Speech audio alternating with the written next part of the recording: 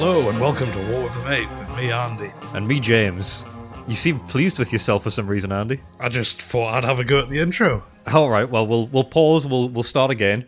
Because how dare you steal my thunder, and how dare you steal Fort Madalena for a second time, you dirtbag. Spoilers? Spoilers? Spoilers? You're a piece of waste. How dare you? How dare you? Welcome to War with a Mate, the only podcast where this scumbag steals Fort Madalena from me twice in one practice run. I'm James. Andy, the Fort Magdalena stealer. There's the intro.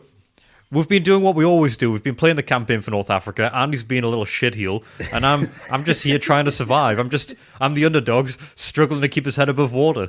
Oh yeah, real underdog, aren't you? Yeah, I am. At this point, I am.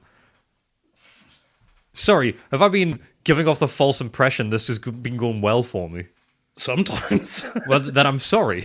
Then that's probably partially on me for misrepresenting myself. Let's just say entirely on you and move on. Let's say it's 70-30. I'm 30. Fine. Okay, I can live with that. Okay, so what happened today? Today, I got frustrated with you, and that was within the context of your movement. Because last week, I did my movement, and it was, I would say, minor. Lackluster, even. I'd say it's fair to say it wasn't a symphony of movement. No, it was a single note. I moved one guy. It was one one guy shuffling slightly closer to a shop. I moved a guy one hex down, one hex south. It was originally the Bardia garrison, and now they're just off doing side quests in the desert. The side quest being try and stop the advance of the 7th Armored Division. How's that going? So far, so good. The 7th Armored Division, well, I suppose we'll get to it, aren't really any further forward. They're not really a threat. Okay. They're not a problem at all, actually. I've kind of written Not them off a problem in my mind. at all. At all. Okay. So I watched as you moved your guys around. You shuffled them, did a bit of a rejig. I did. You, in your movement, have moved the... Oh, right, okay, you're going to have to help me out on this one. Who was it that you moved next to my guys in that little divot up by the top? So we're going north to south. We're going north to south. Okay, that was the 2nd New Zealand. The 2nd New Zealand. They encountered the little break-off that I had from the Trivoli Regiment, my armor guys. Who had no ammo and no water. So they just promptly surrendered. Yeah, it's bad for a group of tanks, because without those two things, they can't do anything. Without those two things, they're just small metal houses. Yeah. And they're the Italian ones, so they are really fucking small. And metal might even be a bit of a grasp. Yes, it's a tent. So you took my metal tents. Yes. All 5 of them, and the men inside. They've been captured instantly. I presume you've taken the prisoners prisoner, and the tanks are now just yours to do whatever you want I need to with. send them back for a refit, and then they become... Well, good luck with that, because they're terrible. I might just turn them into points. Well, they'll break down on the way. I don't think... Now that they're a broken down convoy, that doesn't happen. They're not broken down, though. They're just captured. Are they vehicle prisoner tokens or whatever? I'll need to double check. Yeah, we'll double check. Yeah. It's not often that we actually take vehicle prisoners. Yeah. They're a step up from human prisoners. Yes. Human prisoners, I'm fine with. 10 a penny. 10 a penny. At this point, yes. I've got a bunch of prisoners I actually... I need to mark down. I'm actually mistreating. I am I mistreat my own men, so God knows what I do to prisoners. I'm not a kind overlord. I'm barely an overlord. I'm a mid-level lord. I'm glad you corrected yourself. Middle management lord. That's aspirational as hell, dude. That sounds like the name of a real wanker. Middle management lord. Lord being the surname. Oh. Middle management is his first name, his Christian name. Middle management. Yeah, that's sort of the opposite of nominative determinism. Middle management lord, but my friends call me mid. Who is this guy? He's not a great guy. He's friends with my dear friend, Uriel Mandibles. Is that one of Frank's personas from It's Always Sunny? No, that's... I know who you mean. That's Dr. Mantis Toboggan. That's it. No, Uriel Mandibles is the guy I made in Sims years ago. Remember the guy who had the goblins? Oh, yeah. Yeah. Uriel Mandibles was a fictional character I made in the universe of Sims. I'm in our house with me, you, and some of our friends. We lived a lavish lifestyle, but next door there was Uriel Mandibles, our dastardly neighbour, with this goblin that lived in the basement who would paint stuff. Oh, yeah, I remember. He was just a money farm. Yeah. Just mistreating a guy to sell oil paintings. But Uriel Mandibles lives at a big. Okay. And I wish I could be him. I think that is really my my inspiration. To just have... You want to... I don't want to do what he did. He did what he had to get by. I want to... Do what you have to get... Are you not getting by? I want to thrive like he ended up thriving. Okay. And I'll get there. Pick a different... Pick someone else who's thrived. He's my hero. The best part is he's also me if you think about it. Cool, because I was just about to say he's in the Fritzl oeuvre. No. Of keeping someone in the basement to exploit them. That's a very, very different vibe. It's what he did. Cool. I'm going to move this on. Good. How dare you use what you just used to get rid of Uriel Mandibles from the conversation, by the way. The audience want Uriel Mandibles, but you've deprived them of them, so fine. I'll move on. Even the celebrity on the sofa is disappointed. The celebrity on the sofa is perturbed by this. We'll tell him after. Yeah, we'll fill him in on the Well, list. actually, no. This is it. He's been misbehaving this week in particular. He is. He's a little naughty boy. So are you. And not Two like a peas cheeky in a way. pod, Not in a cheeky way, like, fuck you. Jeez. Come on, man. So we continued your movement after you forced the surrender of some poor innocent men in the metal tents, just out there backpacking, having a jolly good time by the coast, a day at the beach. We then moved further south, where you did a bit of a rejig. I did. So because you pinned some guys, but I wanted to move the 4th Indians forward, detach the 2 guys you'd pinned. Good. That was the plan. Yep. I didn't think it would go this way, but... So, yeah, the 4th got rid of some of their dead weight, left it at the supply dump I put at the start in the desert. And then, yeah, they whizzed along, skirted around your blocking action, and rolled into Fort Magdalena. Now, this has happened before. This happened in turn 1.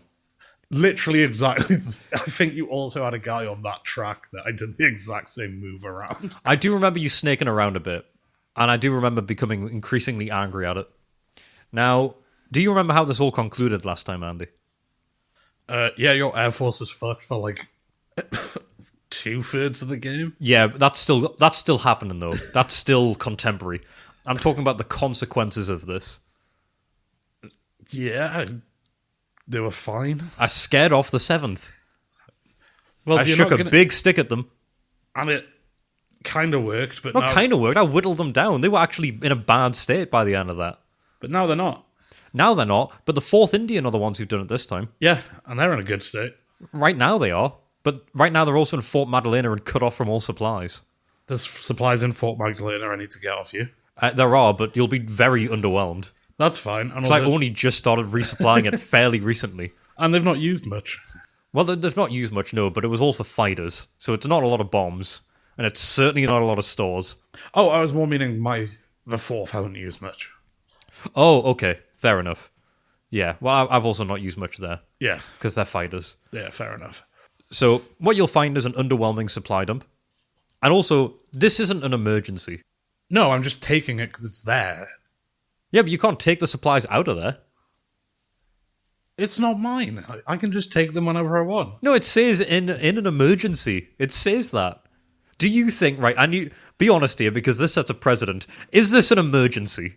I'm actually sidestepping this completely. I think... But no, you can't sidestep this completely. It's an important part of the rules debacle. Is this an emergency? I think if you're taking something Stop giving me a politician's answer. Trying to answer the question. We're not that kind of podcast, Danny. You don't get to just fucking dance around the issue. I'm asking you. I'm trying to answer a direct question. So I'm going to say, is this an emergency? And you start this answer, however long it may be, with yes or no, comma, and then the rest of it. Is this an emergency? Yes. No. Comma. Don't lie. Don't lie as part of the answer. Why ask if you're not going to let me say my piece? Because I knew you were going to fucking lie in this answer. I haven't said anything. You said yes, and that's a lie. Me. Sorry, okay. I will let you explain to me why you're lying. Go. Okay. I think if you're taking something out of enemy control, you can just take it. It's like sidesteps the emergency bit. Oh, cool. Okay. We got to make up rules now. That's so cool. It's... Okay, we can go back to the book, but I think taking stuff from something you've captured is fine. I'm sure you do think that. Also, fine. They're behind enemy lines and could potentially run out of supplies one day. It's an emergency. One day. Yes. Right, that's... Do you know what an emergency is? Do you understand that it requires an aspect of urgency and threat?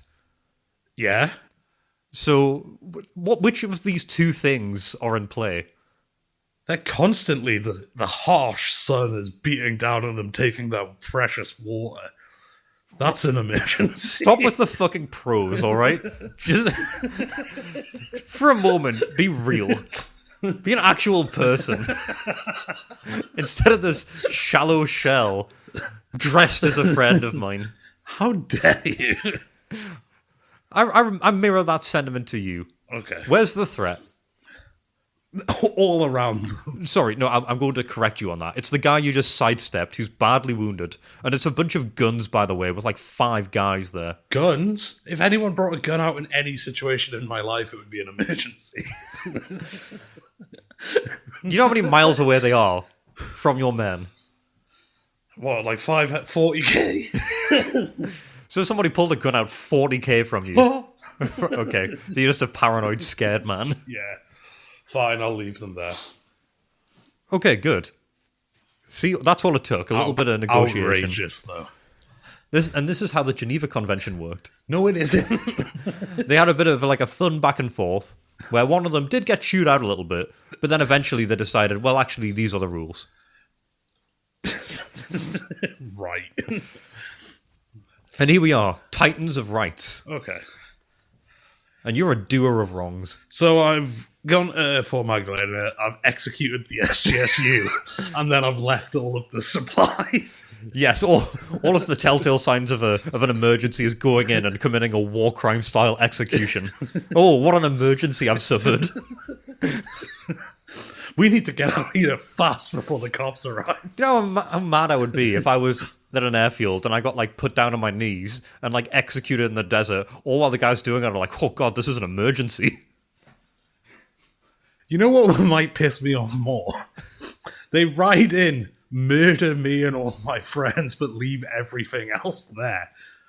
And it was completely pointless. Yeah, but I think it's not pointless, first of all, because now I can't take off planes from there. Okay. And I believe that was the plan. I don't think it was to get supplies.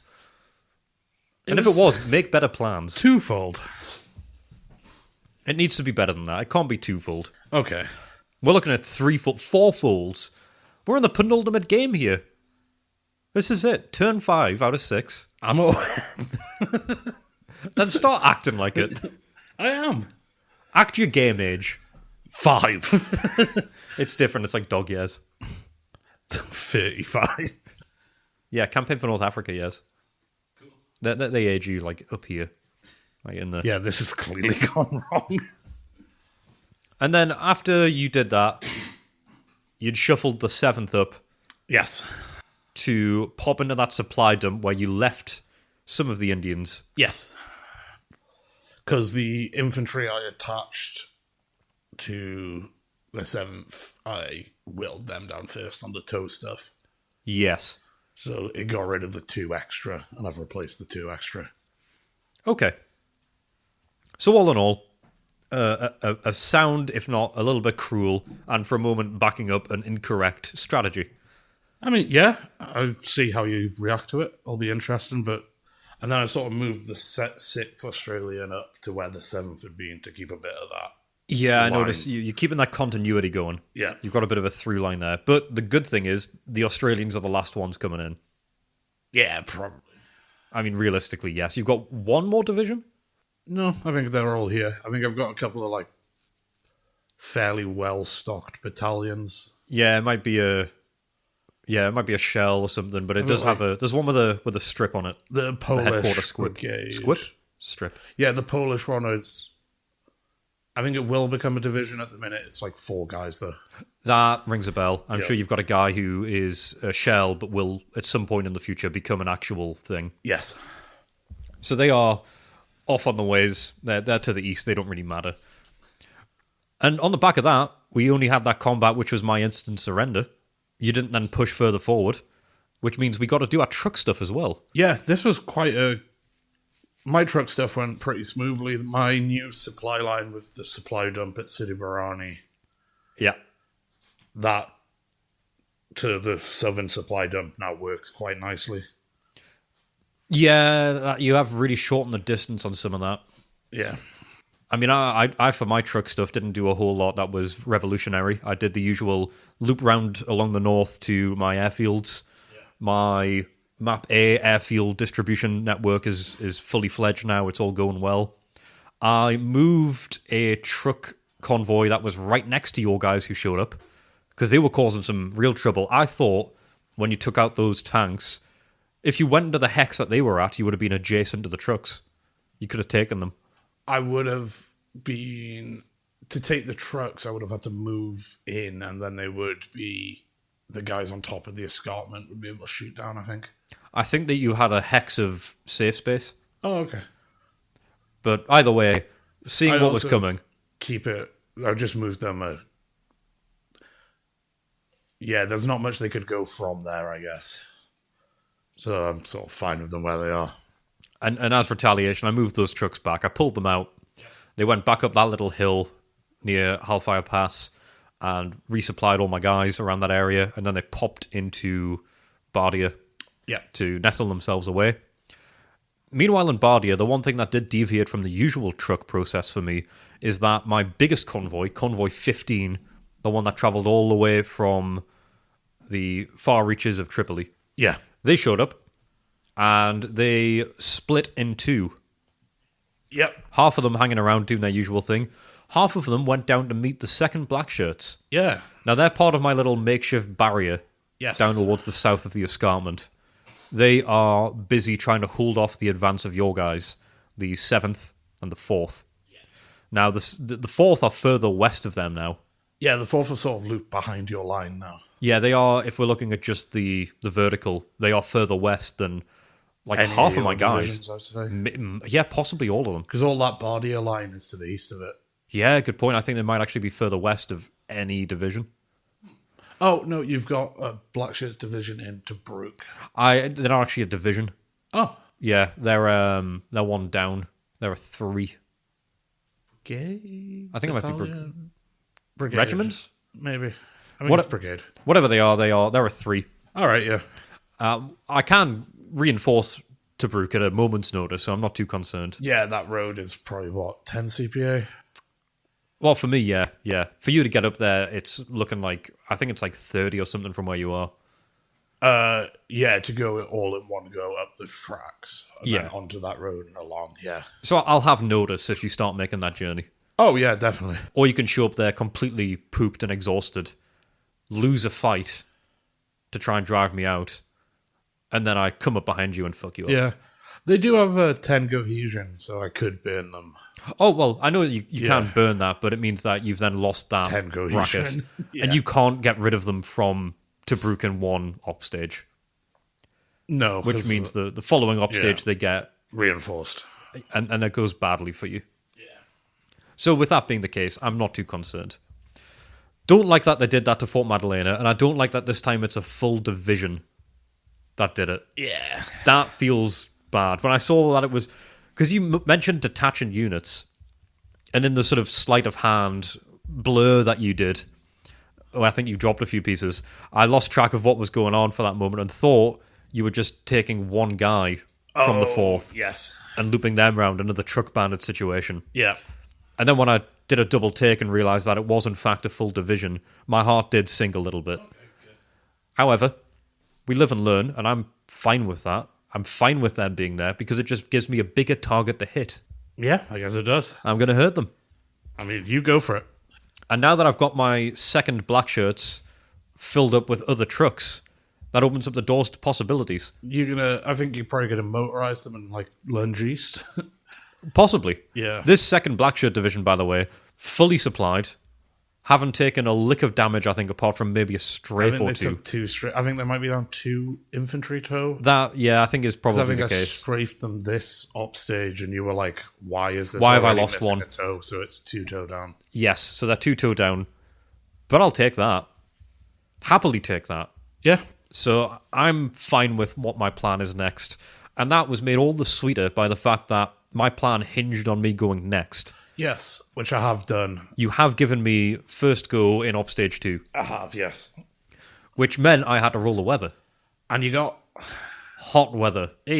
Which isn't great, because if I'm doing anything that requires long-distance travel, which some of my plans do, that is going to be costly and taxing. yes, it's going to bump the breakdown up quite badly. Yes, water consumption, evaporation, and breakdown are all going to be problematic. Yeah, And I don't like that, but I do have to live with it. So I rolled that. I'll take the responsibility because I'm a grown man. yeah. I don't feel like you ever take responsibility for the weather that you roll. I shouldn't have to. You should. It's not my problem. Well, regardless of whose problem it is, which is it's both of our problems It's yours. coming up. We've got our air stuff coming up next time. Yep. But we've wrapped up the first op stage of turn 5. We're coming up to the halfway point of the penultimate turn.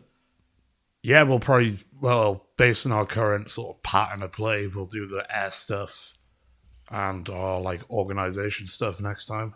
Yes, we'll be poised to wrap up turn 5 around about the time we have our live show at the UK Games Expo. Yeah, we'll definitely be an upstage 3. Yeah, It'll just be how far through we are. so that'll be a fun position to be in when we bring it to the masses. We hit the boards. We can let them know what's going on. Hit the boards. Yeah, that's what they say. Who says that and where? Doing a stage performance. Oh. Well, I guess if that is true, then that is what we're doing. And if you're trying to trick me, then I'm not responsible for you tricking me. Okay, you've got real responsibility issue this week. I do. I don't want to take responsibility for anything this week. It's good. You know what we did have? Something that came to us, which is worth bringing up. Oh, what's this? It's that we remember a couple of weeks ago we mentioned the fruit segment. We should introduce a segment in which we just rank fruits and create the hierarchy of fruits and determine which go where. Yes. Well, we did get an email in, and the email was from Alex. Alex liked the idea and submitted a little jingle for the fruit segment. So I was thinking maybe we try out this fruit segment. All right, let's do it. Okay. The Fruit Zone. I'm going to go for coconut or apple. Apple. Yeah, I'm with you on that. The Fruit Zone. There we are. That's it. That's the fruit segment. That's pretty good. Yeah, that'll be a mainstay. Yeah, that's got stopping power. So emails? Yeah, let's speaking of emails, let's do just that. Let's delve into actual emails, not just the jingles. Into that mailbag. That dastardly bag of wonderful things. Yep. It's usually lovely emails from people who listen to the podcast. If you're listening now, it could be you. I think that's the lottery's slogan, actually, in the UK. So let's not get sued. Yeah, well, they're not going to sue. No one from the lottery listens to this. And also, of all the people who have a lot of money already, they don't need more money. Okay, maybe we won't get sued. Let's steal all of their branding. But before that, let's read this email from Niels. All right, what do we got? I absolutely... Dear mates with a war and comrades, James and Andy. That's us. I absolutely loved the common ground about the mint of useful objects, and I have some notes. As you have discovered towards the end of that segment, yes, this is literally just a model of how communism could work in a future society. And yes, you aren't the first people to come up with this model, albeit by another name, the library economy, or the library of things. Damn it, I thought we came up with a first. Hey, at least we're We're running into ideas people have had. I guess, yeah, we're just going into different areas of politics rather than creating something revolutionary. Generally, distribution works by having everything in a sort of library where you can rent it for however long makes sense. You might rent a bike for 2 hours, a stepladder for an afternoon, a workshop with tools for a weekend, or a house for a lifetime, and so on. And for things where lending them doesn't make a lot of sense, like food or sanitary products, there are dispensaries instead, where you can get what you need. Also, these systems don't have to be hierarchical, so there is no chance for dominion. So I believe there are ways it could be set up to ensure non-dominating relationships between the managers of the library and the people lending from them. Oh, so the opposite of banks. Yeah. E.g., by making it so that they can be recalled from their position instantly of a certain portion of their constituency, if that's the right word for that, or by rotating who does the job among everyone who this library serves.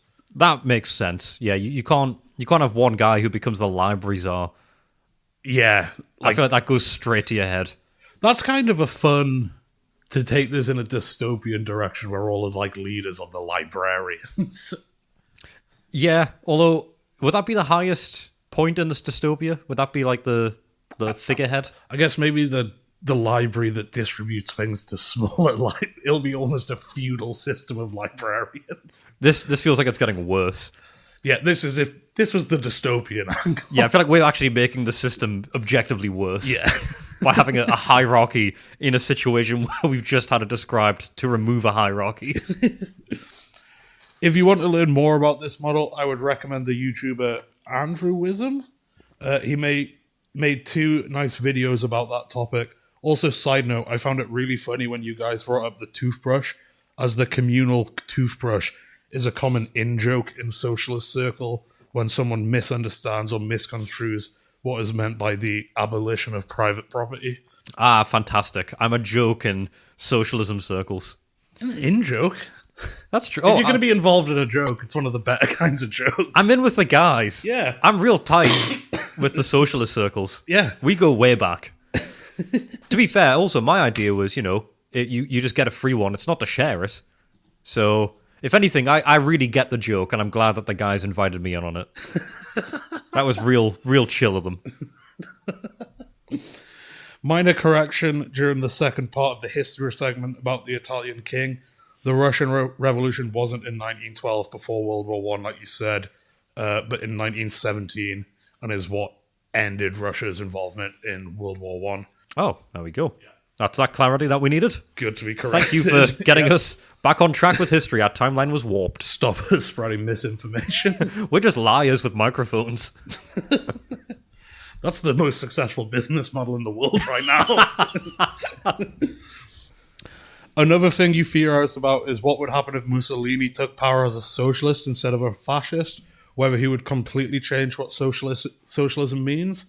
I don't think so, as there was already a lot of socialist political theory by the time Mussolini rolled around, some of it quite at odds with others. See libertarian socialist versus anarchist versus state socialist, whose conflicts goes all the way back to the International in 1872, arguably even further. At most, what would have happened is there would have been something like Marxism, Mussolinism, instead of what we have now with Marxism, Leninism, and Stalinists from the USSR. Or maybe they would both exist either way. Yeah, I think that was the way I was thinking. It would be more a case of he becomes the dominant representation of socialism in a sort of sub-branch, and that becomes what is kind of known as socialism. Yeah, same that with becomes like the examples he has, and then also like Maoism. Yeah, it just gets like plastered over as that is what socialism is to the everyman. Yeah, and that is what people look at for the paradigm of socialism. But yes, that is a good point. There's also a lot of branches of it already. It could have just been a fad. Yeah. Because God knows what would have happened to him afterwards. Well, yeah, so as he points out, socialism has like a tremendous amount of literature to it, whereas fascism is more like authoritarian jazz. It's sort of making it up as you go along. Authoritarian jazz. Now, I like that a lot. Oh, nice. Big fan of that. I highly doubt Mussolini would have been able to absorb the entire label of socialism into only describing his ideology. There's just too much diversity of thought, all calling itself socialism. If we're lucky, the anarchists might have been able to establish a foothold if Mussolini were to rise to power as a socialist. Maybe a bit similar to what happened in Spain before the rise of Franco. I'm a bit sad I didn't listen to episode 68 sooner, so I could have contributed to the contribution, but now I just have more to contribute, so that could be seen as a plus. Anyway, I wish you the best of luck crossing the desert of your minds. Subtle, humbly, and bravely, your anarcho-communist comrade, Niels. P.S. You pronounced my name wrong last time. It's pronounced Niels.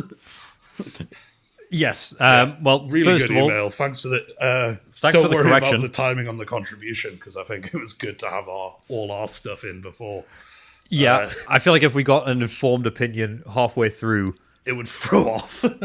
if we go into common ground well informed, it will definitely strip back the nature of it, because one of us will come in too well armed for the other one to be able to defend themselves, and it just becomes a bloodbath. But now, after the fact, we get to look back and we get to make those corrections to it. We get to reflect positively. So thank you for that, Niels, for that correction, and also on the pronunciation of your name. And also Because- the exposition on the Mussolini thing. I think that was an interesting Yeah, thing to keep in mind about that. little mini history segment. Yeah. It's great. It comes in mailbag form, and it comes from our listeners, which makes it that much more special.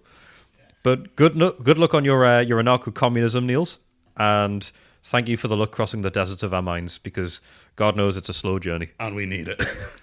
We need more than luck. So, instead of luck, how about a second email? An email that comes in from... Oh, before I go to that email, just a quick mention of the subject line from Niels, which is Common Ground in episodes 68 and 69, brackets, nice. And a little note on the history segment of episode 69, nice. Which I like. Yeah. I wonder if anybody picked up on the joke of the episode name for 69. What was it again? It's coming together. Probably. It's not particularly subtle. It's not subtle. It's not very humble either. No. It might be brave.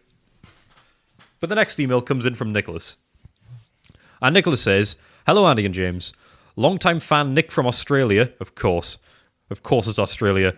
Sending another fine email through the interwebs again, with a couple of questions that will once again boggle your brains and have your sanity... have you question my sanity. Would help if I read it properly. Anywho, on to the questions. This question has been brought up due to recent events in history, and that is, when shall I and the rest of us perverts... Great that that's stuck as a name for everybody. Be expecting the first round of CNA or first episode of the podcast recorded in zero and or low gravity. Would it be episode 104 or 156? Reckon that feat will be in the history books for all time. Now, Andy, maybe you've got your finger on the pulse of pop culture more so than I do. Yeah. This was early April, Nicholas sent us. Is there something I've missed to do with low gravity? In early April. Yeah.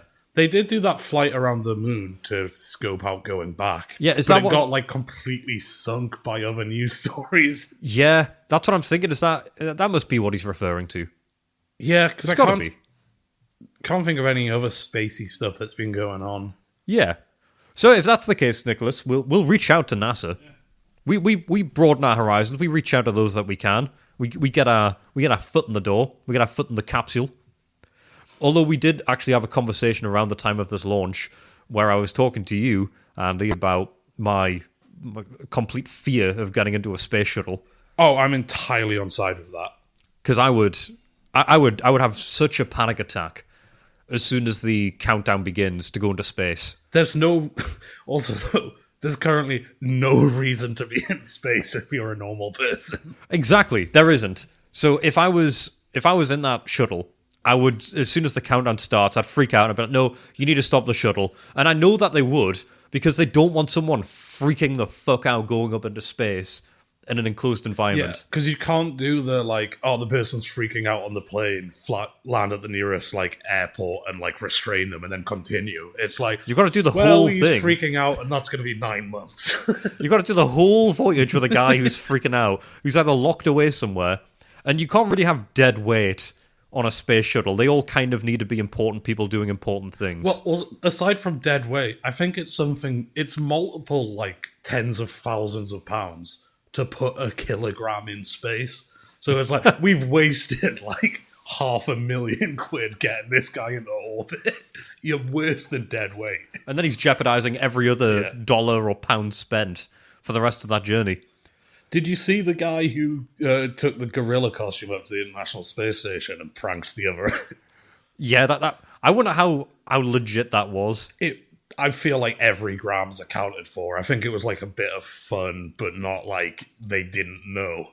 Yeah. Because also you don't want someone to be like, oh my god, Bigfoot's gone to the space station, and then like opening a door out of panic or something. Because that's it. You do like psych evaluations of the people who go up there, but you don't want to risk that. There is just that slight chance that seeing a gorilla on board won't send them over the edge. Also, in the like NASA psych screening, you can't be like, how would you react in a Bigfoot attack without... I'm trying to stifle laughter as you're asking the question. They're like, why? And it's like, just in case, you know. Who knows? I would attack Bigfoot. You can't go on this trip. You can go on the next one, because we've reliably informed Bigfoot will just be on this one. You can go on the next trip, or you can go on this one, but you do have to sign this waiver that says you won't tell anyone about the joke. You can't give spoilers on the space station. You have to swear to God not to fight Bigfoot. Even in the moment when the adrenaline runs high, you can't hurt Bigfoot, because it is your friend. And then they just have Bigfoots attacking him constantly on land leading up to the launch to make sure his nerves are like...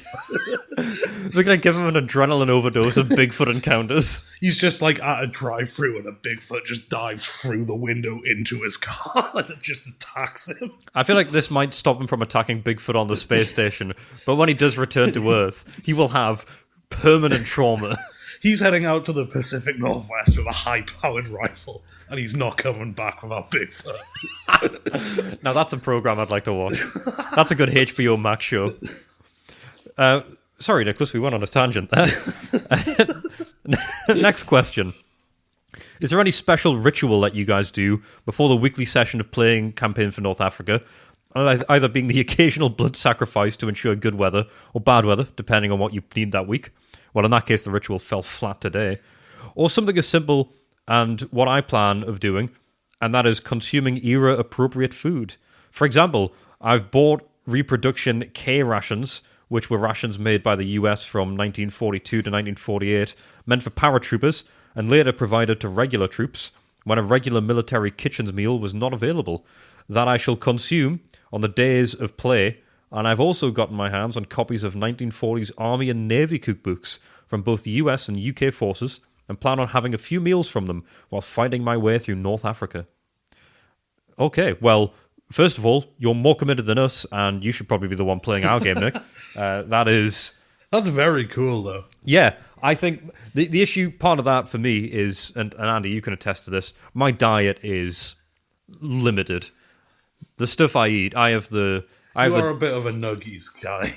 Yeah, I'm a beige chicken boy. Chicken tenders. Yeah, chicken tenders, margarita pizza, all very bland, plain food. You have been expanding your palate a bit recently. I've tried. It would be very funny if you like tried an MRE and you were like, oh, this is what I've been looking for my entire life. If my new hyperfixation food is military rations, I wouldn't put that out of the realm of possibility for me. As long as it's salty and it's kind of bland, then I'll probably love it. Yeah. I think that might be what MREs are. In that case, sign me up. Nick, send me some MREs. A little foil package. Shall we see if we can find some reproduction?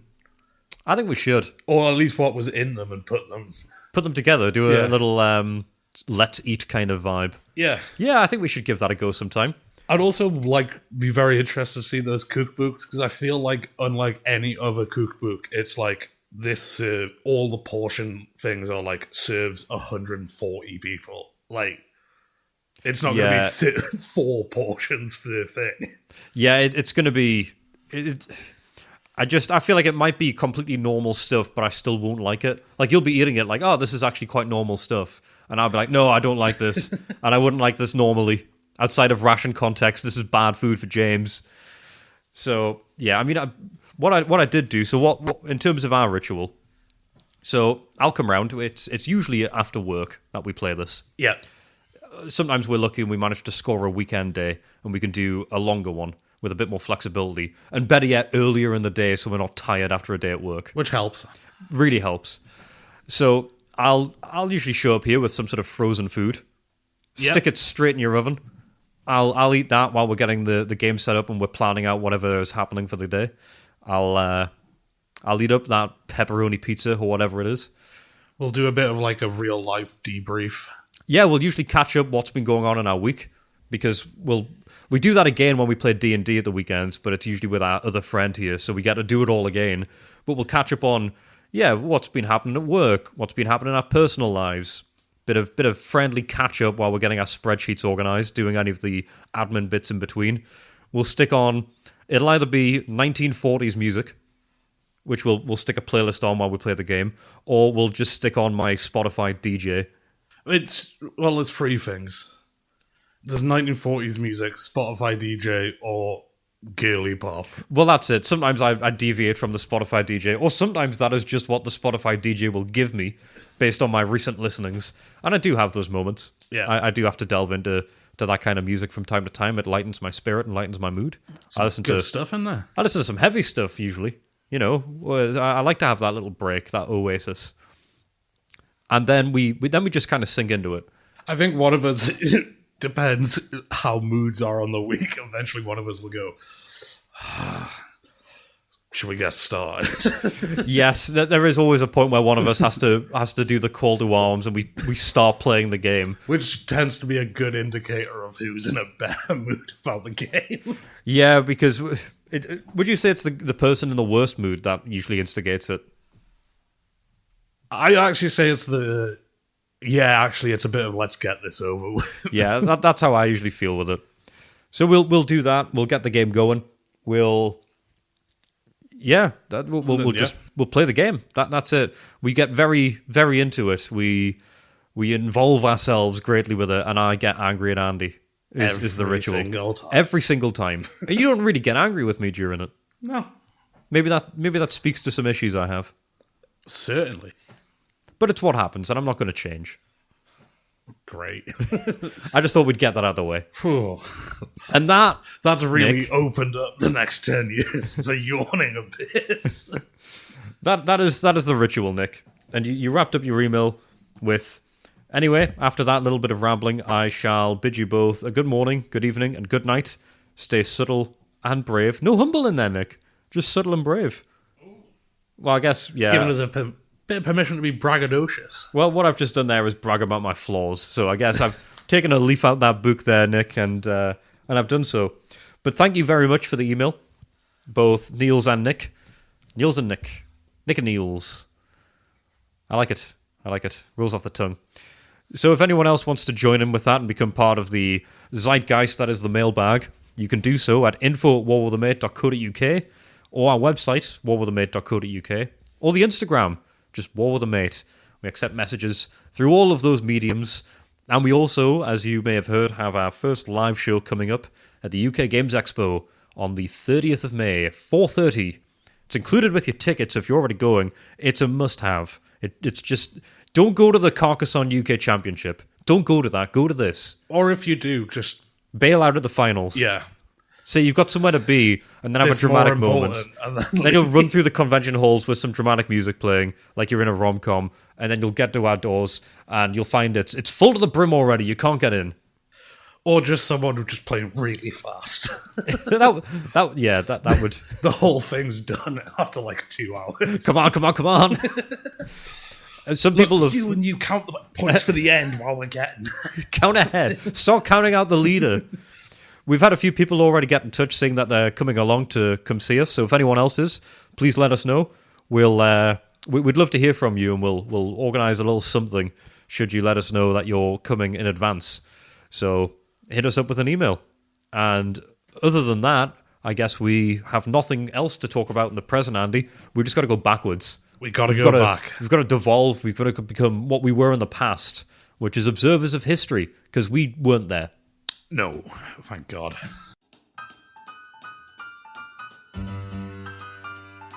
The men of the long-range desert patrols were quite a sight on their return to Cairo from a month's trip to Libya. The contrast between the east and west of the Nile is very marked. In the east, the country... At this point, I gave little thought to my future, but had always been interested in boats in the sea.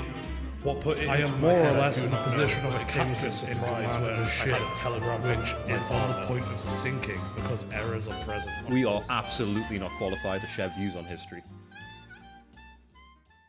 All right, Andy, when and where are we?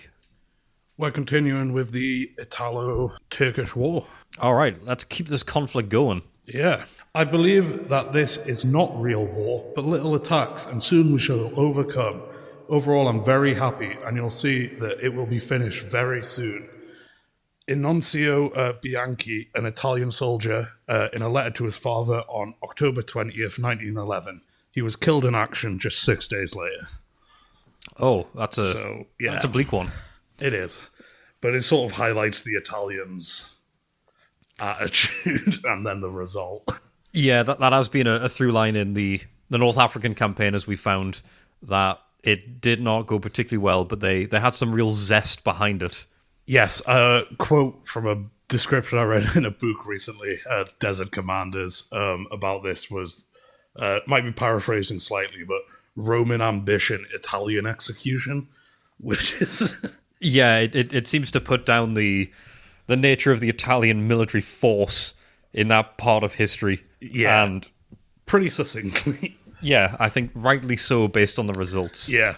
So the Italian force was able to capture Tripoli, Tobruk, Derna, Benghazi, and Homs between the 3rd and 21st of October 1911, but was confined to the coast. They were feeling good as the Ottomans appeared to have fled the field. The Italians are equipped with the Caccano rifle Modello 91, which is a magazine, and also they have new modern uniforms at the time, which will be the same equipment they're using up until 1945. So this is sort of a field test for the equipment they're going to use in the actual Desert War. Okay, yeah. The Ottomans and their allies were using the 1893 Mauser, which was actually considered superior due to it being a higher caliber. British Dr. Ernest Griffin, who was with the Turkish Red Crescent in Libya, like a medical aid organization, described the wounds from the Italian rifles this way. The injuries produced by the small 6.5 meter conical bullets used by the Italians were scarcely ever severe, and if the wound had not been infected, we had the satisfaction of soon sending our Arab patients back out to their duties in the field. So not great stopping power on that rifle, or... Yeah, that sounds like a pretty inept piece of weaponry. Although it does have a special place in history. I feel like you're going to give me that special place. It was, because incidentally, the Caccano Modello 91 was the gun used by one Lee Harvey Oswald to kill JFK. Did you just air quote kill? Maybe. Are you throwing out conspiracy theories? No, I won't. But I did find it interesting that he literally ordered the gun from a magazine, and it was one of these arrived. That's the way to do it. Yeah. You do a mail order gun, which is crazy, by the way. That actually, they did introduce laws to stop you buying guns by mail after this. I don't know if that's still in effect, but they did briefly. I'm glad. Yeah. I feel like you shouldn't be able to mail order a gun. No, that feels like it's not on the prime. Get it tomorrow. At least it's not that, because, you know, if Lee Harvey Oswald hadn't done that, maybe Amazon Prime would be shipping rifles. But probably not. No. We'd probably be safe in most alternate realities. So, as well as that disparity in the actual rifles, both sides are using German-built artillery, but nothing the Ottomans have can match the Italian naval guns. The Italians start building trench systems within covering range of those guns, around building defensive circles around the city they've claimed. But, within the range of the guns, they're still nervous about expanding. Yeah, you got to be careful when you're doing that. Don't want an opportunity attack. No. However, the Ottomans saw an opportunity near Tripoli. The trenches didn't run the entire time through barren ground. They looped round slightly through the oasis near Tripoli and then through houses and stuff. so they couldn't build a proper defensive fortification on the east of Tripoli. Or they could have, but they would have had to dig the trenches further to go, like, out, and they didn't. Okay, yeah, it's really restricting themselves on that. Yeah, and there's also plant cover that could hide in advance homes and buildings. It's just they just didn't really set up a defense properly there. Plant cover like in Fortnite when you go in the bush. Actually, yes. Yeah, Yeah. exactly like that. Yeah.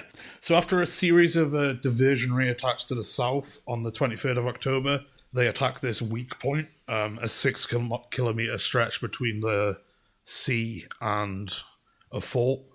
So around 1,800 men of the Italian 11th Regiment are awakened at 7 a.m. by the sound of gunfire and dogs barking. As the Italians scramble their positions, local Arabs come out of nearby houses and attack them as well. The Italians manage to repel this attack, but it is costly. They lose 482 men, killed 250 of which are killed as they're trying to surrender. They also lose 21 officers. The Italians downplay the attack in the media, while also responding brutally. They kill 4,000 locals by firing squad over the next few days. And while also claiming this is a small attack and not an issue, they up the number of soldiers from 20,000 to 100,000. Okay, that's a big increase. Quite the admission. Like, oh, we need 5 times more guys. Yeah, that is, you can't really brush that one under the rug. That's not a slight reinforcement. That is, we've completely misjudged the situation. Whoopsie. Yeah, they're also like pulling local colonial troops from Eritrea and Somalia, many of whom like won't return until the Ethiopian War. So they're like pulling things in from there, like fairly small, but they're pulling things in from like everywhere. Yeah, that is an admission of failure. Yeah, That's absolutely someone saying we've completely mucked this up. yeah. Because what really I think they did, they went in with too few troops and then they've over-corrected maybe. Yeah, and then because that seems like it. If you went in with 20,000 and now you've changed that to 100,000, do you have the infrastructure for it at that point? That feels too rushed, too big.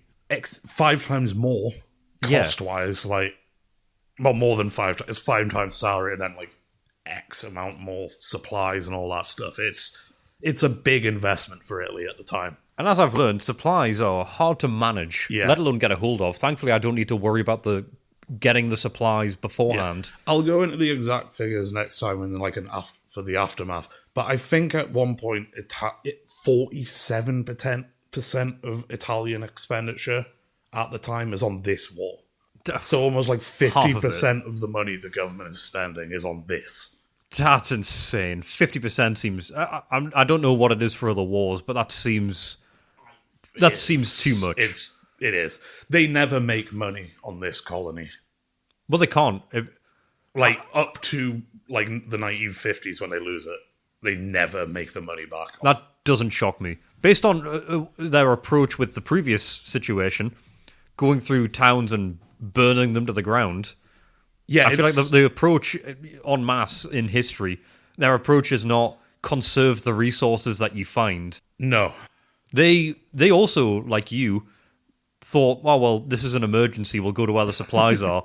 But then took my approach of, this actually isn't an emergency, so let's destroy the supplies and make them completely unusable. Yeah. Any illusions of this being a quote-unquote military war are just completely shattered at this point. Although they're doing a good job on the propaganda locally, like spinning small things as victories and like suppressing their losses. And one of those things they do is on the 5th of November, despite their losses, then complete lack of progress, they declare that they've fully annexed Libya. Like, they claim, we've taken the whole country now, it's ours. That sounds like a fragrant lie. Yeah, because the war doesn't end now. If the war's still going, you haven't won. No. If you can see the coast from literally every point you've captured. Yeah, that...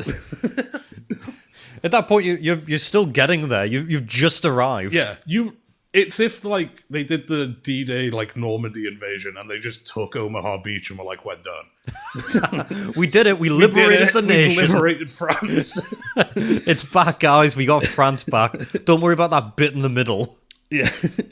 So a stalemate starts to develop towards the end of 1911s as the Ottomans can't drive the Italians back into the sea, but the Italians can't make any decisive confrontations because the Ottomans are doing guerrilla and they're also in the desert.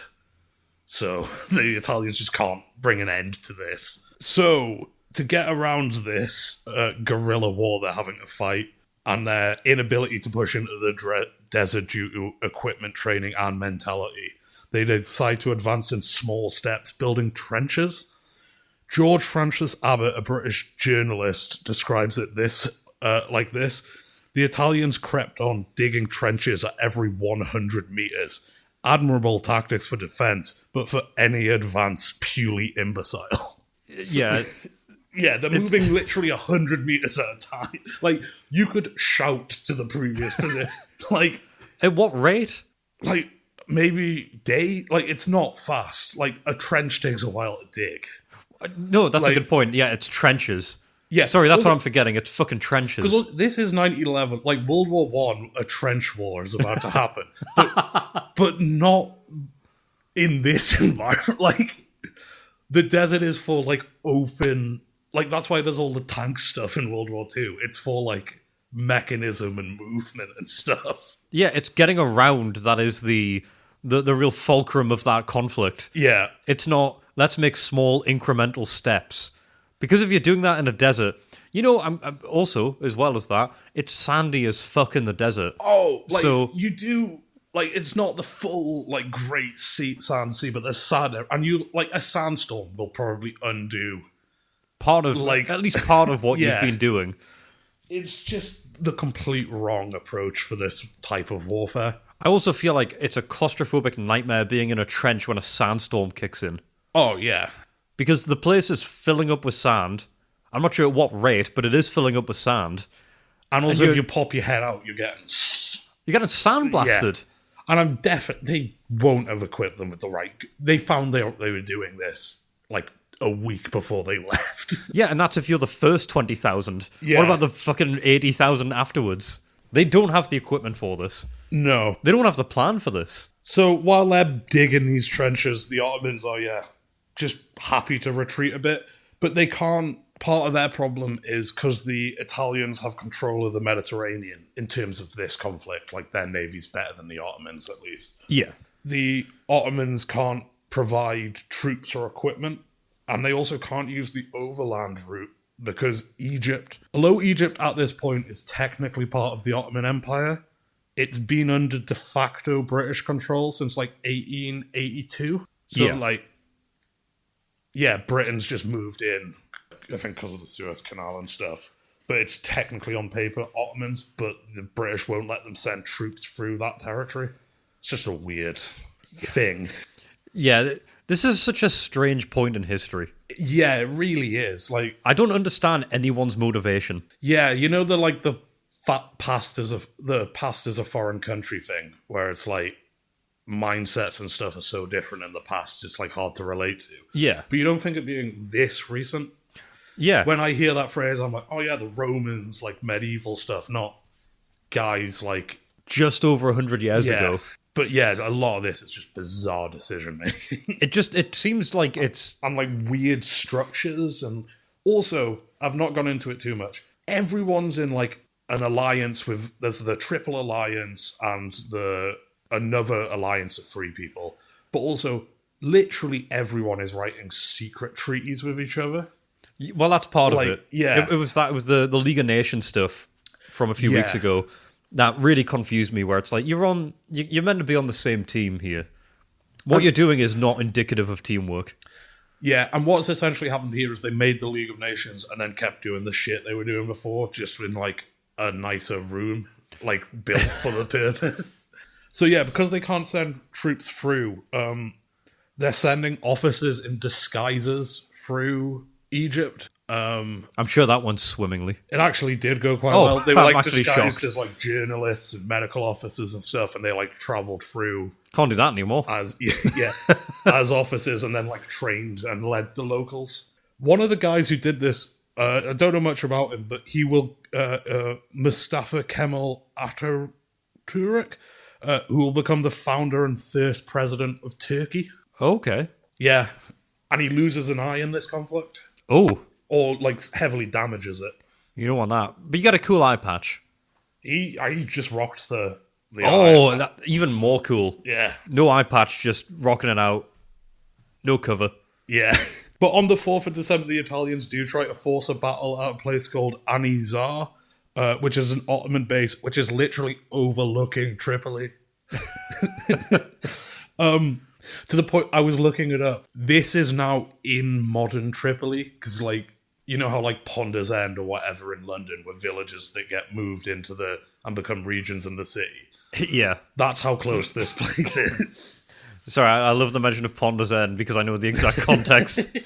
Because Ponder's End was a very important point in our D&D campaign, which was it was set after the War of the Worlds H.G. Wells conflict with the Martians, and then we picked up a campaign in that universe. And we found, like, a real map of London at the time and just used that as the campaign map and ended up living in Ponders End. So. Shout out David Rumsey Map Collection. That's the map that we used. And Ponders End was the focal point of that area. And we looked it up, looking to do rent out an Airbnb there and do the final session of that campaign in Ponders End. And then we realized just a suburb. we thought it was like sort of like a sprawling like countryside on the edge of metropolis area, but it's got like a Tesco Express and like big blocks of flats. By this time, it's just in London. Like, yeah, it's been swallowed completely by London. So that's sort of a scale of how far this place they're attacking is. You couldn't have picked a better way to describe that to me than that, and I love it. Yeah, so it's a few. So they do attack successfully, the Italians, and the Ottomans retreat 40k into the desert. But the Italian cavalry doesn't complete the encirclement in time, so the Ottoman losses are just completely, well, not completely, but are pretty minimal. This gets spun as a victory by the Italian press, of course, whereas more neutral observers are like, you could see that place from your trenches for, like, since you arrived, you've not done much yet.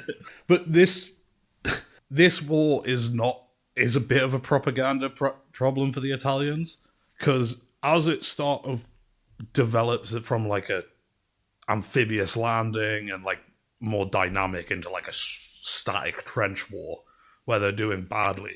All of that, they've got unprecedented press attention because of all that airplane stuff we talked about last time. Yes. So their war's not going well, but the entire world is going, oh, this is airplanes being used for war. And it is proving airplanes are like reliable enough to be used in warfare as a proof of concept, but not enough that it's actually helping them in any way other than drawing headlines. It's like, they're using planes in this conflict. Yeah. They're just using planes in this conflict. And it's like, oh, cool, so we can use planes, we can build planes specifically to drop bombs and stuff, but they're just like, this isn't helping. Yeah, it's not like, oh, they're a terrifying force. Yeah. It's like, this is a proof of concept. Yeah, also, didn't mention it last time because I saw it since. You know that first flight I mentioned, the first ever reconnaissance flight? Yes. He filed the report from that, but it wasn't used or read. So that entire first reconnaissance flight was not useful at all strategically. It was purely a PR exercise, and they didn't look at the report he wrote. Well, it's lasted 100 years, and you brought it up on War with a Mate, so... I mean, it worked for that, yeah. Yeah, if you're getting a war with a mate, you've really made it from the past. Yeah. So this is where Italy sort of realizes, oh crap, this is not going well in Libya. And we are at war with the entire Ottoman Empire. So they sort of turn their attention to the sea and start trying to mess with the Ottomans that way. But do just leave these 100,000 guys to try and sort Libya out. Oh, brilliant. And we'll get to some of their naval adventures next time, and also some of the aftermath of this, because we'll get to it, but this is, much like the Ethiopian conflict, a major stepping stone to World War One. Like, if they hadn't done this, World War One would have looked very different at the very least. Cool, so we've got this to also put in the column of things to blame for the First World War. Yeah. I think which is the reason I'm doing the lead up to some World War One stuff, is because the World War One is the big lead up to World War Two. Well, yeah, World War One is you can very much definitively plot the points from World War One to World War Two. It's just it's a straight road, more or less. Yeah, it's sort of twofold. It's a two-parter. It's the Treaty of Versailles. Yeah, that is the big one. That is the one where you think of you go to school, you learn about World Wars 1 and 2, and you go, oh, so that is the through line. Versailles is the through line between the two. There's two through lines. There's Versailles, and then there's the overall weakening of the League of Nations by people doing stuff like Ethiopia not sanctioning and just proving all this stuff is completely toothless. Well, that's it. It's twofold. It's sanctions and then lack of sanctions. Yeah. It's sanctions in the wrong place is, I think, the through line to World War II. Yeah. Misuse of sanctions. That, in concept, is the through line. So I'm excited to find out what caused World War One in the essence of Italy's push. Just a quick one. This directly leads into the Balkans War, which Serbia is in the Balkans. The assassination of Franz Duke Ferdinand kicks off World War One. It's like 2 degrees of Kevin Bacon removed. That's not very far. No. It's, I would say, on the direct cause path. Yeah, you remove one more and you just got a Versailles situation. Yeah. Well, thank you for another history segment, Andy, another informative one, another one that is just setting up the stage for the campaign for North Africa. Eventually, you'll need to do a history segment towards the end of this about our first play session of the game. Oh, yeah, because it'll have gone on it'll need its own history segments throughout.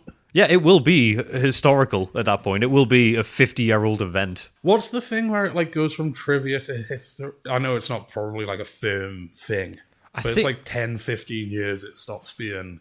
I think after 15 years, it's... Or is it you can sort of count it as history. After 10 years, it's not general knowledge or something, it's trivia. Yeah, whatever the thing is. But the podcast will definitely run long enough to cross all of them and land up in history. Yes, it'll be contemporary general knowledge, it will be trivia, and it will also be history. Yeah. It will be on all branches of the Trivial Pursuit board game. So, what have you got common ground-wise? Well, that's it, isn't it? Because you've been struggling with this one all day. Well, I was, and then I realised I wasn't. Oh, okay. Because I was dancing around in my head. What am I going to do? Because common ground, every week, it's a chance to come together, to unite on a unified front where we're both allies again, where we become friends again.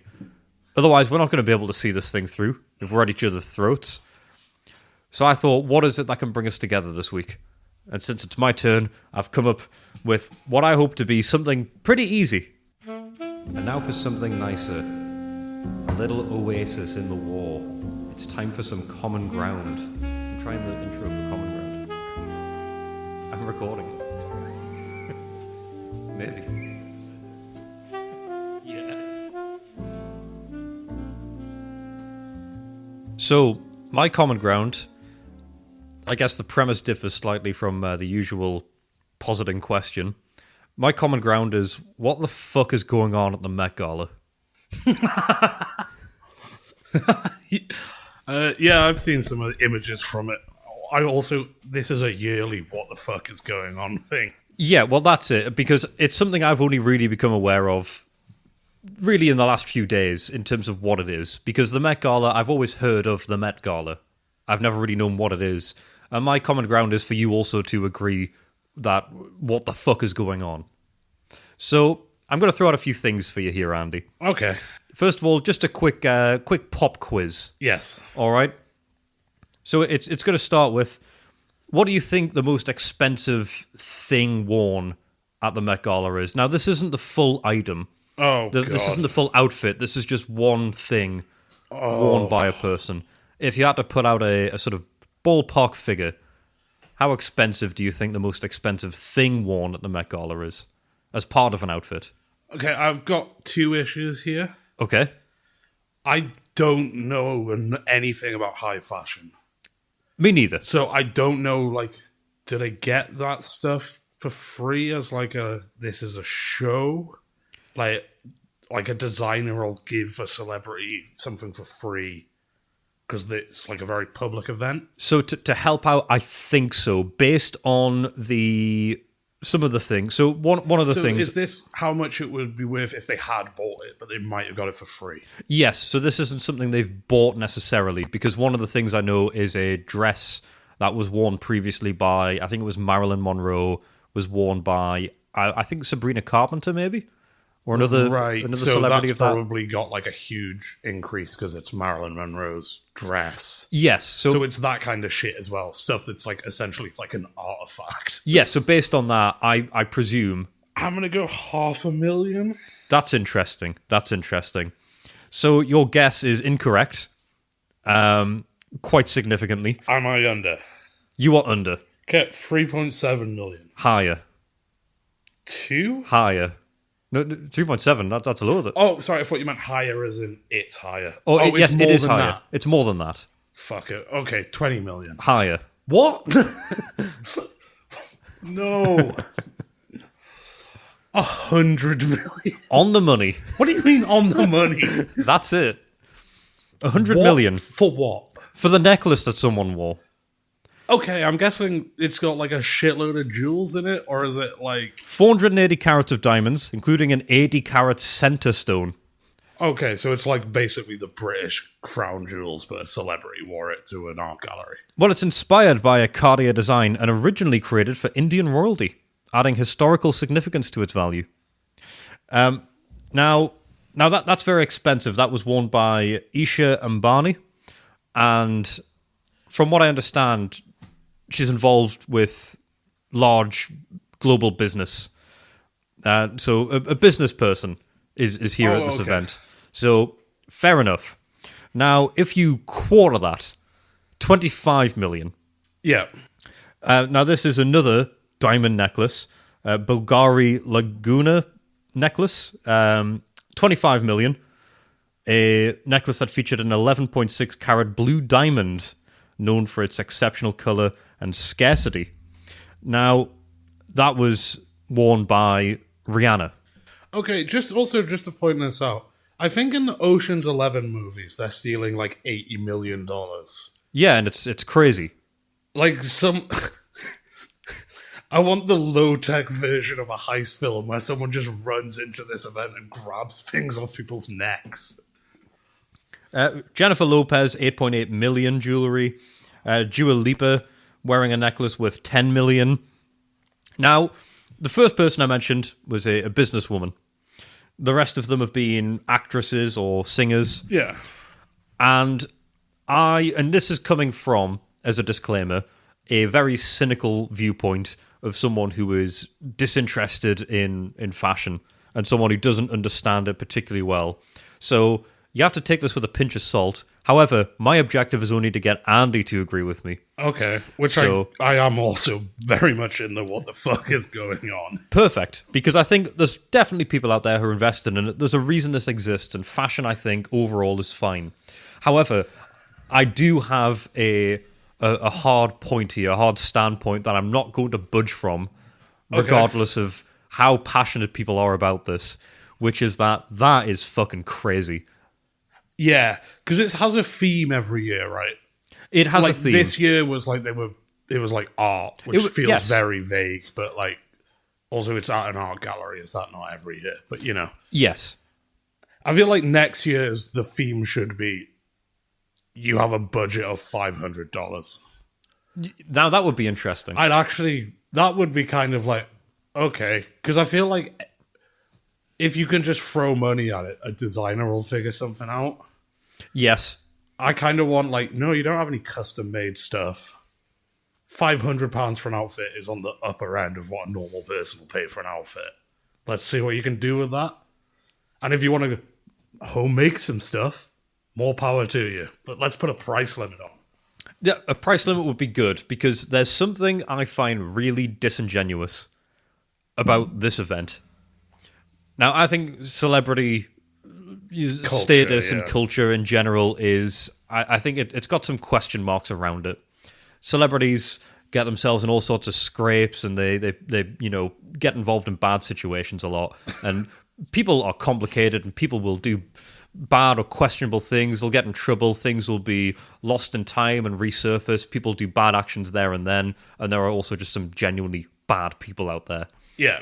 But this is a tough one for people to reconcile with, because if you're a celebrity and you preach for any kind of reasonable cause, and then you wear something that's worth that much money, my viewpoint is, well, you can't actually make that standpoint anymore. Because you're a hypocrite. Yeah, you can make millions of pounds. You can do that as an actor, as a singer. You can do it in any medium you want. You can become rich, and that is through the funneling of wealth up into entertainment in whatever media it may take its form as. But there's something about wearing something that's worth hundreds of millions of pounds in total of an outfit, and then afterwards making some kind of statement about, oh, well, I think everyone should have some aspect of wealth. You know what I'd like to see a video of? Because I imagine a lot of the people in it have been at this kind of an event. I'd like, that Imagine celebrity thing at the start of COVID. The Gal Gadot Imagine. Yeah, and it's like we're all in this together and shit. I'd love to just see that exact video, but someone's just worked out, like, they've worn this much in total to just the Met Gala. Like, as they're going, like, come on, guys, bring it in together. It's like the collective amount of money spent by these people for the Met Gala is like £1 billion. That's it. It's like the amount of money that went into that event, and it's just for show. It really has Versailles just before the French Revolution, like, let them eat cake vibe. Like, especially as, like, I think it's not a particularly controversial statement to say things have been getting worse for a lot of people pretty steadily. It really feels like poorly timed and, like, tone deaf. Because I was just double checking there what the sort of fundraiser is that's part of it. It's just for the museum, right? Well, yeah, it apparently it funds exhibitions, preservation, and education programs. And while I've, again, very cynical of me, this is just off the top of my dome, and looking at what it raises money for, I think the arts are important. I think, as someone who's part of the arts right now, this is art. This is fucking art, what we're doing right now. This is lowbrow, but high-quality art. I think the arts are important. I think getting people interested in music and film, in expressing and reflecting the world through another medium is very important. But if you've got £100 million around your neck and you're raising money, you've really gone past fashion. Yes, like, it's something else. I'm quite sentimental. I hoard stuff longer than I should. Yeah. But if I had something worth 100 million and I'm trying to raise money for something, I think I'd sell the thing worth 100 million and go, well, now someone still has it. I've not destroyed the thing. No. Someone else now owns it. I've sold it. And that money all goes into this fund. Yeah. I can't imagine, and again, I don't know. This could be wrong. I don't imagine that they raise more than £100 million or dollars per Met Gala. And if they are, it's for, like, I know museums are expensive and you have to, like, get stuff, but, like, it feels like this is every year. Like, and art as well. Part of my belief in what I've just said there about art being important isn't that art should be expensive. No. It's actually quite the opposite. Yeah. I think art should be enjoyed by as many people as possible at as low cost as possible. And it should be interpreted how you want to, how you enjoy it, and it shouldn't cost a bomb. Yeah. It's just... It's such a... It just feels like... I feel like... I might be wrong again because I'm not into fashion. But I feel like if you're really into fashion, you're seeing, like, a lot of the stuff that gets worn at the Met Gala, like, 1 or 2 years earlier, like, in, like, I don't know, Paris, Milan, London Fashion Week. Yes, you're probably ahead of the curve. So it feels like people really into fashion, it's not providing anything for them. Yeah, you must see it beforehand if you're into it. All of the top dogs in the fashion world. I know there's some custom-made stuff, but I think it's also, like, a lot of, like, this designer's, like, dress and then modify it to fit the theme or whatever. Where it's like, so I don't know what fashion people are getting out of it. And I feel like it would be less bad, and this might sound like a paradoxical point at first. It wouldn't be as terrible if it were just fashion icons that were part of this. But the fact that you've got actors and actresses, I think Jacob Elordi, I think, was there. Yeah, it's not a fashion event from what I can tell. It's a celebrity. It's a celebrity It's a dress-up celebrity event. fashion event, not a fashion event. Yes. So you get all these people who will have all of these sort of causes that they're part of in the public eye. Yeah. And then they show up to this, and it's because they're celebrities that you can dress them in this and go, look at this thing. But a £100 million necklace, a £25 million necklace, doesn't need publicity. You're not being sponsored by something that needs brand awareness. You're not trying to sell £25 million necklaces, and no one's buying a ticket to go see that necklace either. No, and there's probably like less than 1,000 people who can afford to buy it. Well, yeah, exactly. Like- You're looking at people who And are... weirdly, most of them will be in the room, but like... Exactly. It's so self-contained that it Yeah. feels like dressing up these celebrities. It's disingenuous and it's false. And having a celebrity parade around in it and make any point other than, I was at the Met Gala, I wore lots of money. Yeah. It doesn't really track for me. No. And I think it's just my disillusionment with that part of celebrity culture in general that really informs this opinion anyway. It is sort of the pinnacle of that type of celebrity thing. Like, it seems like it's sort of the prime stomping ground for, like, Kardashians. Well, yeah, I think Kim Kardashian was there this year with, I imagine, some sort of very elegant and intricately designed piece. And when I'm saying piece, by the way, I know I did a common ground about piece being misused in business terms. This is where it fits. Yes. So I can say piece. This is what a piece is. It's meant to be art. And that is what I imagine in the fashion industry it is. But the thing is, I think this should be solely reserved for soulless fashion icons who don't care. If you want to be big in fashion, and I get that fashion is a cutthroat industry, and I don't want to be part of it. if you want to do that, and the machine will continue to exist regardless of what I say into this microphone, and rightly so, I shouldn't have influence over it, but I get to say it is the important part, and they can have that. But don't wander onto that place. Don't walk through those doors and then walk back out and pretend nothing happened. Yeah. Don't pretend you weren't there for that and that what you did wasn't weird. Yeah, I think it's just the level of, like, disconnection from reality. Like, the fact that event happens in New York, the fact an event like that happens in a city with a single homeless person in it is wrong.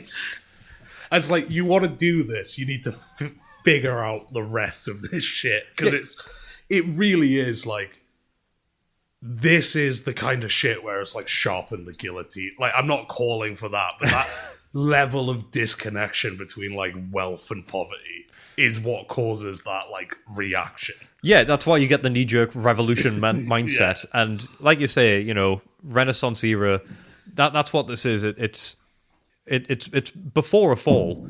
Yeah. It makes you really ponder why you're doing that. So, yeah, the common ground is what the fuck. And I fully agree. What the fuck? I don't understand how you can justify that.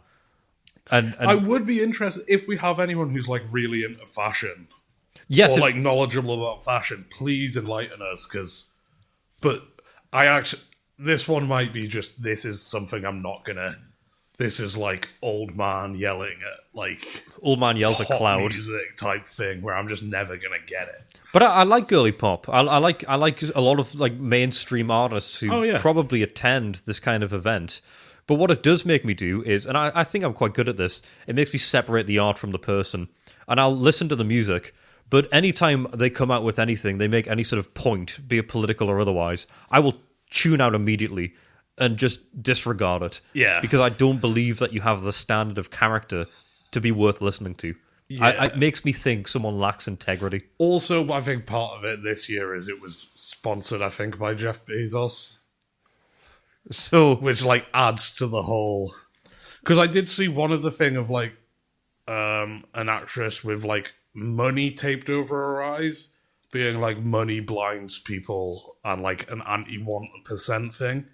It's like, that's kind of fine if you're not at an event hosted by like one of the richest men ever. Like, Yeah, you can't a man do that with the there. kind of wealth, resources, and powers that makes a medieval king look quaint. Like, Well, yeah, in comparison, Yeah. it's terrifying levels of money. So I think we just need to maybe take a moment and think, what the fuck? yes. And we don't need to revolt against it, but it certainly changes perspective for me, and I'm glad it does for grinds you. the old gears a bit. So yes, to complement your point, Andy, if anyone can common ground me with this, I'm going to leave this open for anybody to come back if they want to go against me with this, and if you can try and change my mind with it, by all means, please give it a shot. I'd love to know if there's something I've missed with this, because I can't find a way to respect someone's integrity when they make any point after this other than I love money. But that is the common ground. We just needed to agree with each other. And we did. I think we agreed immediately and then dual ranted. We did. And it's such an important part of the world is being able to disagree with each other. And if anyone disagrees with me, you're very welcome to. I think you're wrong. You're objectively wrong, and you're allowed to be. That's how opinions work. It's objective. Anyway, thanks for listening. Stay subtle, humble, and brave. And remain humbly dressed and subtly in those deserts of your minds. Good night.